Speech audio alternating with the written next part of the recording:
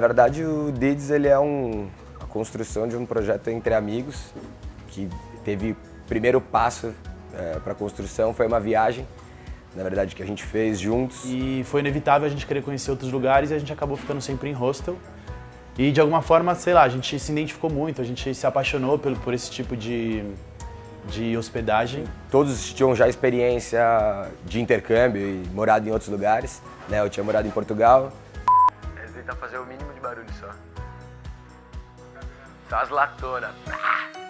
Então, eu tive uma experiência de morar em Portugal. E aí o Rafinha foi fazer um intercâmbio em Portugal. E eu entrei na faculdade com um amigo nosso, um amigo em comum nosso, que é o Ricardo. E aí o Rafinha tocava bateria na banda de samba rock deles. E aí o Rafinha foi pra Portugal e o Ricardo veio pra mim e falou assim, cara, a gente tá precisando de um baterista. E como eu tocava bateria, eu fui lá no ensaio, fiz um ensaio com eles. Comecei a tocar na banda com eles. O Chassa já fazia parte da banda também, ele era o baixista. E aí o Rafinha ia lá em Portugal e eu tocando na banda, fiquei tocando por 6 meses. O Rafinha voltou. No que ele voltou, nos apresentaram. A gente já teve uma afinidade logo de começo, como eu já tinha com o Chassa também.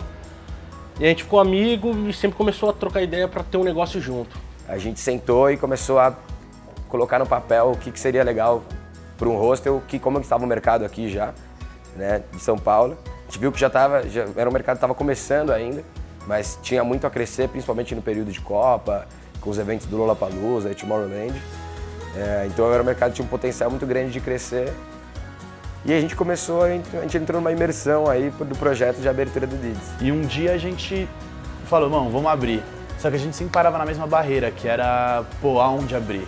A gente tinha muita dificuldade de encontrar um lugar para isso. A gente se deparou com o principal obstáculo aí, que seria uma casa, né, o lugar de hospedagem. E aí um mês e meio depois, meu pai tinha a casa que é o Dids agora, ela estava desalugada.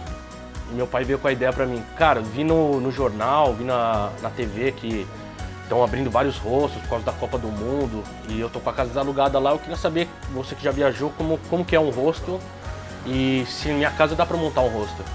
Aí eu olhei a planta e falei, pô pai, eu tenho 2 amigos que querem montar um hostel, a gente conversou disso há alguns meses atrás.